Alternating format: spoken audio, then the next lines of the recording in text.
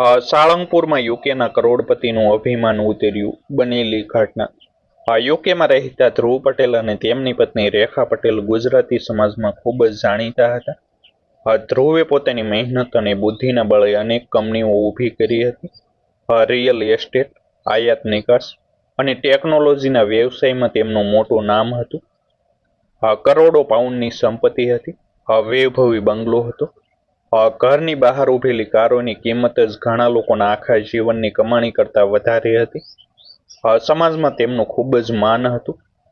લોકો તેમને સફળતાનું ઉદાહરણ માનતા હતા. પરંતુ સફળતાની સાથે ધ્રુવ અને રેખાના સ્વભાવમાં એક ખામી આવી ગઈ હતી. બંનેને પોતાના પૈસાનું ખૂબ અભિમાન હતું. તેઓ માનતા હતા કે દુનિયામાં પૈસા હોય તો બધું ખરીદી શકાય છે. પૈસા વગરના માણસનું કોઈ મૂલ્ય નથી. ખાસ કરીને રેખા પટેલનો સ્વભાવ ઘણો અહંકારી હતો. તે લોકોનું મૂલ્યાંકન તેમના કપડાં, ઘર અને બેંક બેલેન્સથી કરતી હતી. ગરીબ માણસને તે ક્યારેય માન આપતી નહોતી. ઘણી વખત ધ્રુવ પણ તેની વાતોમાં આવી જતો હતો. એક દિવસ તેમના ઘરે ગુજરાતથી ધ્રુવની માતાનો ફોન આવ્યો. માતાએ પ્રેમથી કહ્યું કે ઘણા વર્ષોથી તમે ભારત આવ્યા નથી. આ વખતે થોડા દિવસ માટે ગુજરાત આવી જાઓ. સાથે સાળંગપુરના દર્શન પણ કરી લેજો. ધ્રુવ શરૂઆતમાં તૈયાર નહોતો. તેને કામમાંથી સમય મળતો નહોતો. પરંતુ માતાના આગ્રહ સામે તે ના પાડી શક્યો નહીં. આખરે તેણે અને રેખાએ 2 અઠવાડિયાની ભારત યાત્રા નક્કી કરી. બંને અમદાવાદ પહોંચ્યા. પરિવારના સભ્યો તેમને મળીને ખૂબ ખુશ થયા. થોડા દિવસ સગા સંબંધીઓ સાથે સમય પસાર કર્યા પછી ધ્રુવની માતાએ ફરી યાદ અપાવ્યું કે સાળંગપુરના દર્શન કરવાનું ભૂલતા નહીં. ધ્રુવે મનમાં વિચાર્યું કે ચાલો એક દિવસ માટે જઈ આવીએ. પરિવાર પણ ખુશ થઈ જશે. બીજા દિવસે સવારે બંને એક મોંઘી લક્ઝરી કાર ભાડે લઈને નીકળ્યા. ડ્રાઈવર પણ સાથે હતો. રસ્તામાં રેખા સતત પોતાના સોશિયલ મીડિયા માટે વિડીયો બનાવી રહી હતી. ક્યારેક કારનો વિડીયો, ક્યારેક રસ્તાનો વિડીયો, ક્યારેક પોતાની બ્રાન્ડેડ ઘડિયાળ અને હીરાના દાગીનાનો દેખાવ. તે વારંવાર કહેતી હતી કે ભારતમાં લોકો હજુ પણ પાછળ છે. અહીંની વ્યવસ્થા યુકે જેવી ક્યાં છે. ધ્રુવ પણ તેની વાત સાંભળીને હસતો હતો. બંનેને પોતાના વૈભવ પર ખૂબ ગર્વ હતો. અમદાવાદથી આગળનો રસ્તો સુંદર હતો. બંને આરામથી મુસાફરી કરી રહ્યા હતા. થોડા સમય પછી કારે એક નાના ગામ નજીક પહોંચી. ત્યાં રસ્તાની બાજુમાં એક વૃદ્ધ દંપતી ઊભું હતું. વૃદ્ધ પુરુષના ચહેરા પર થાક દેખાતો હતો. તેમની સાથે એક વૃદ્ધ મહિલા પણ હતી. બંને હાથ ઊંચા કરીને પસાર થતી ગાડીઓને રોકવાનો પ્રયાસ કરી રહ્યા હતા. ડ્રાઈવરે ધીમેથી કારની સ્પીડ ઓછી કરી. વૃદ્ધ પુરુષ આગળ આવ્યા. તેમનું નામ ગણેશભાઈ હતું. તેમની પત્ની રાધાબા તેમની સાથે હતા. ગણેશભાઈએ વિનમ્રતાથી કહ્યું કે અમારે નજીકના ગામ સુધી જવું છે. બસ છૂટી ગઈ છે. જો શક્ય હોય તો થોડું આગળ ઉતારી દો. ડ્રાઈવર કંઈ બોલે તે પહેલા જ રેખા પટેલનો ચહેરો બદલાઈ ગયો. તેણે તિરસ્કાર ભરી નજરે બંનેને જોયા. પછી ધ્રુવ તરફ જોઈને કહ્યું કે આપણે ટેક્સી સેવા ચલાવીએ છીએ શું? જે મળે તેને બેસાડી લઈએ. આ કાર કેટલી મોંઘી છે ખબર છે? કોઈને પણ અંદર બેસાડી દઈએ તો કારની હાલત શું થાય? ગણેશભાઈએ શાંતિથી કહ્યું કે દીકરી, માત્ર થોડું આગળ જવું છે. ભગવાન તમારું ભલું કરશે. પરંતુ રેખા વધુ ગુસ્સે થઈ ગઈ. તેણે કહ્યું કે ભલું કરવાનું કામ બીજાને કરવા દો. અમારે મોડું થઈ છે. ડ્રાઈવર ગાડી આગળ ચલાવો. ગણેશભાઈના ચહેરા પર નિરાશા દેખાઈ. રાધાબાઈએ પણ કંઈ કહ્યું નહીં. બંને થોડા પાછળ હટી ગઈ. ધ્રુવ ઈચ્છતો તો મદદ કરી શકતો હતો. પરંતુ તેણે પણ મૌન રાખ્યું. કાર આગળ વધી ગઈ. પાછળ ઉભેલા વૃદ્ધ દંપતી ધીમે ધીમે નજરથી દૂર થઈ ગયા. રેખા હસીને બોલી કે ભારતમાં લોકોને ફ્રીમાં બધું જોઈએ. ધ્રુવે પણ સહમતીમાં માથું હલાવ્યું. બંનેને જરા પણ અંદાજ નહોતો કે થોડા કલાકો પછી જીવન તેમને શું શીખવવાનું હતું. બપોર સુધીમાં તેઓ સાળંગપુર પહોંચી ગયા. મંદિરની આસપાસ ભક્તોની મોટી ભીડ હતી. દેશના વિવિધ ભાગોમાંથી લોકો દર્શન માટે આવ્યા હતા. કોઈ પરિવાર સાથે હતો, કોઈ મિત્ર સાથે હતો, કોઈ વૃદ્ધ માતા પિતાને લઈને આવ્યો હતો. સમગ્ર વાતાવરણમાં ભક્તિનો ભાવ હતો. પરંતુ ધ્રુવ અને રેખા માટે આ બધું માત્ર એક પ્રવાસ જેવું હતું. તેઓ આધ્યાત્મિક અનુભવ કરતા વધુ સુવિધા શોધી રહ્યા હતા. રેખાએ આસપાસ નજર ફેરવી અને કહ્યું કે અહીં વીઆઈપી માટે અલગ વ્યવસ્થાઓ હોવી જોઈએ. આટલી ભીડમાં કેવી રીતે ઊભા રહેવું? ધ્રુવે પણ કહ્યું કે જો પૈસા આપીએ તો ચોક્કસ કોઈ ખાસ વ્યવસ્થા મળી જશે.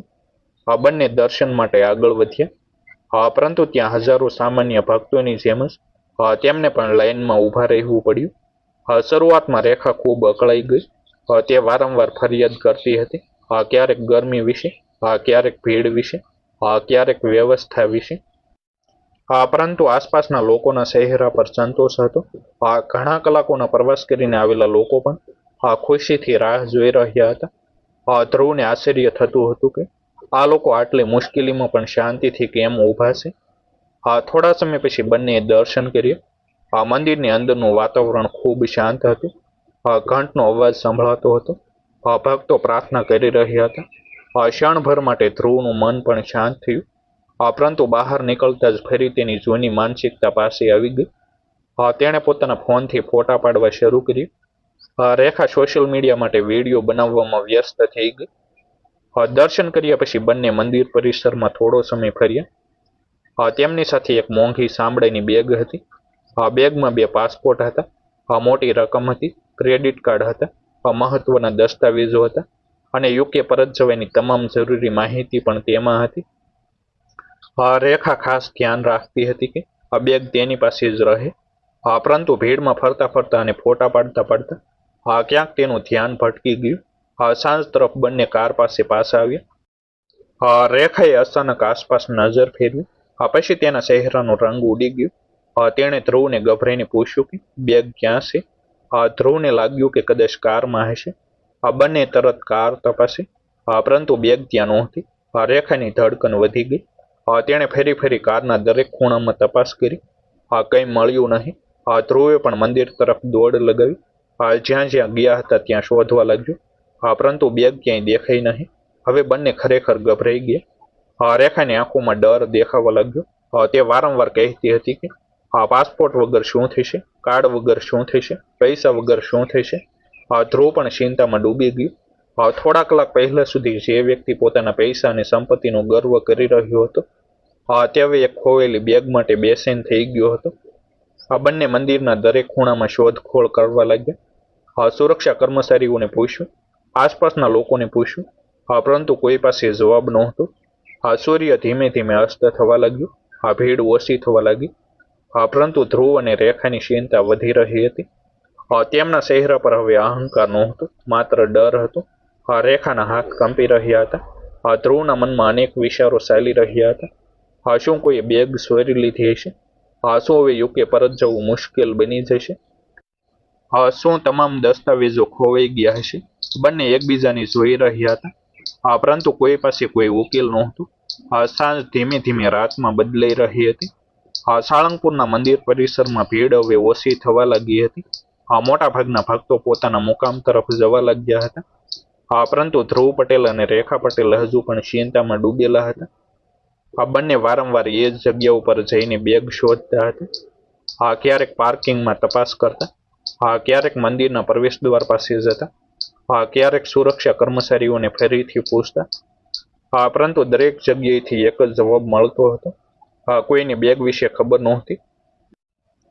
થોડા કલાક પહેલા સુધી કરોડોની સંપત્તિના માલિક તરીકે ફરતા બંને હવે એક સામાન્ય મુશ્કેલી સામે સંપૂર્ણપણે લાચાર બની ગયા હતા. રેખાની આંખોમાં આંસુ આવી ગયા હતા. તે વારંવાર ધ્રુવને કહેતી હતી કે જો પાસપોર્ટ ન મળે તો શું થશે, જો દસ્તાવેજો ખોવાઈ ગયા હશે તો શું થશે.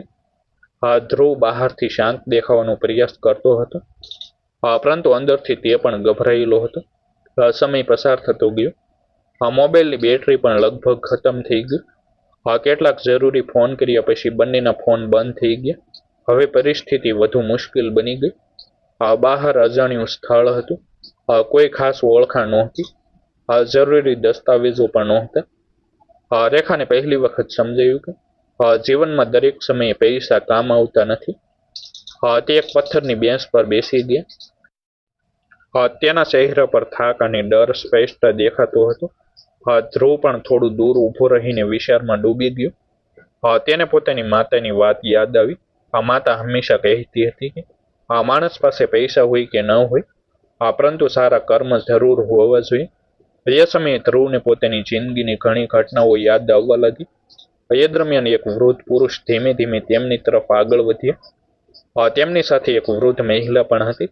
આ બંનેના ચહેરા પર શાંતિ હતી. આ વૃદ્ધ પુરુષે ધીમેથી પૂછ્યું, બેટા, તમે બંને ઘણા સમયથી ચિંતામાં દેખાવ છો. આ કોઈ મુશ્કેલી છે? ધ્રુવે શરૂઆતમાં કંઈ કહ્યું નહીં, પરંતુ પછી મનનો ભાર હળવો કરવા તેણે આખી વાત કહી દીધી. બેગ ખોવાઈ ગઈ હતી. તેમાં પાસપોર્ટ હતા, દસ્તાવેજો હતા અને પૈસા હતા. હવે શું કરવું તેની કોઈ સમજ પડતી નહોતી.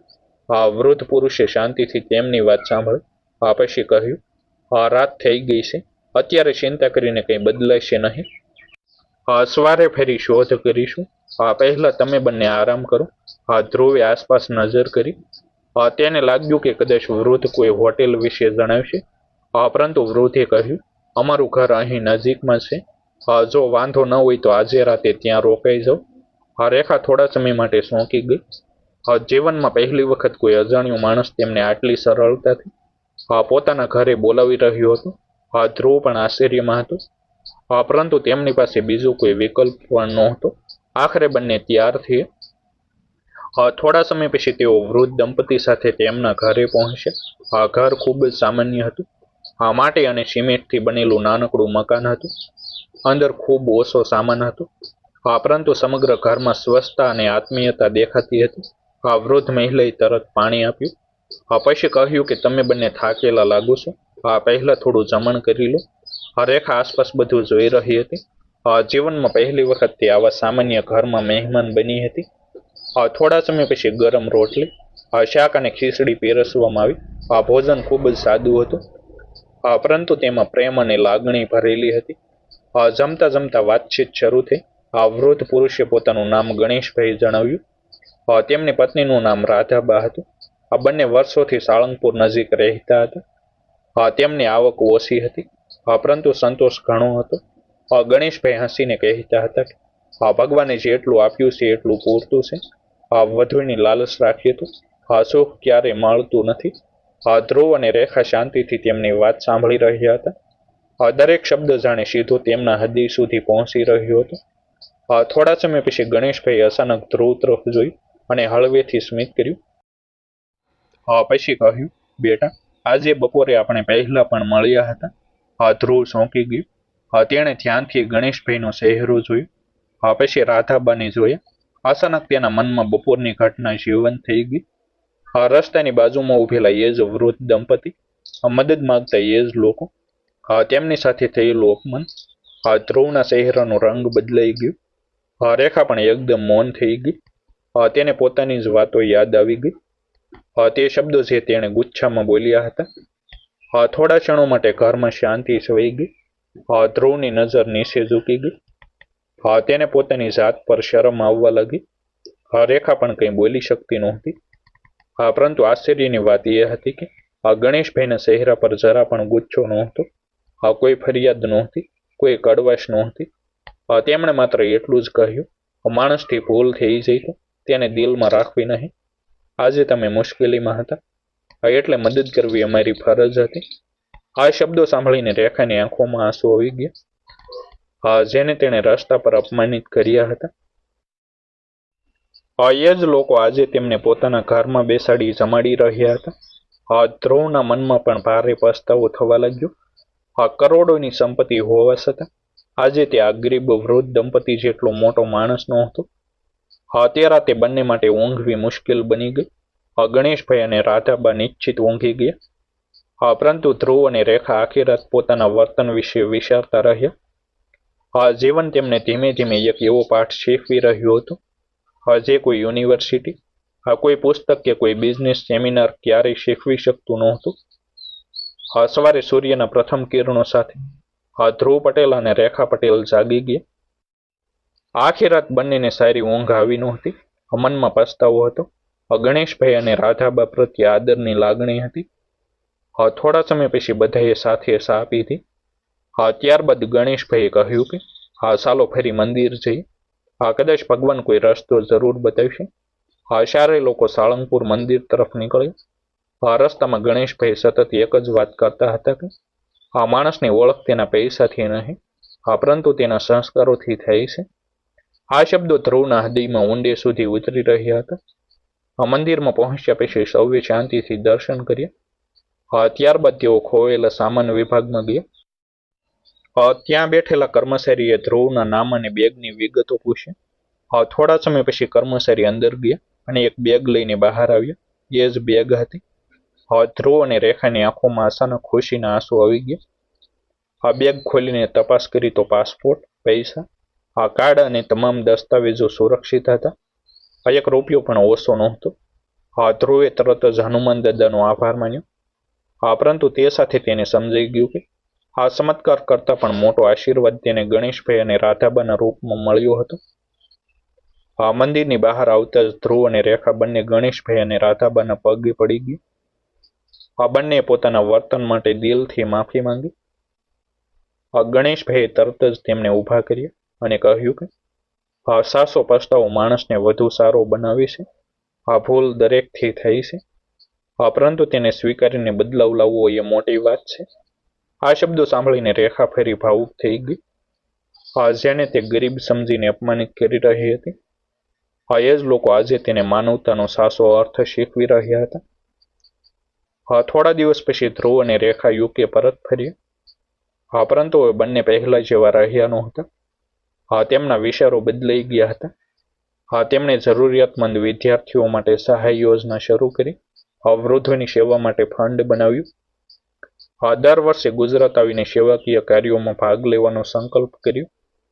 એક વર્ષ પછી બંને ફરી સાળંગપુર આવ્યા. સૌથી પહેલા તેઓ ગણેશભાઈ અને રાધાબાને મળવા ગયા. આ વખતે તેમના હાથમાં ભેટો હતી, પરંતુ હૃદયમાં અહંકાર નહોતો, માત્ર આદર હતો. તે દિવસે રેખાએ એક વાત કહી હતી કે જે ધ્રુવ ક્યારેય ભૂલી શક્યો નહીં. તેણે કહ્યું, અમે કરોડો રૂપિયા કમાયા હતા, પરંતુ માણસાઈનો સૌથી મોટો પાઠ અમને સાળંગપુરે શીખવ્યું. ખરેખર જીવનમાં પૈસા માણસને ધનિક બનાવી શકે છે, પરંતુ સંસ્કાર, વિનમ્રતા અને સેવાભાવ જ તેને સાચા અર્થમાં મોટો માણસ બનાવે છે. ડિસ્ક્લેમર: આ સ્ટોરી મનોરંજન અને પ્રેરણાત્મક હેતુથી લખેલ એક કલ્પિત રચના છે. આ સ્ટોરીમાં દર્શાવેલ પાત્રો, ઘટનાઓ અને સંવાદો લેખકની કલ્પના પર આધારિત છે. જો કોઈ વ્યક્તિ, સ્થળ અથવા ઘટનાની સમાનતા જણાય તો તેને માત્ર સંયોગ માનવું. આ સ્ટોરીનો મુખ્ય હેતુ માનવતા, સંસ્કાર અને ધાર્મિક મૂલ્યોને રજૂ કરવાનો, સકારાત્મક જીવન મૂલ્યોનો સંદેશ પહોંચાડવાનો છે. આભાર. કોમેન્ટમાં જય હનુમાન દાદા લખવાનું ભૂલશો નહીં. ફરી મળીશું એક નવી સ્ટોરી સાથે.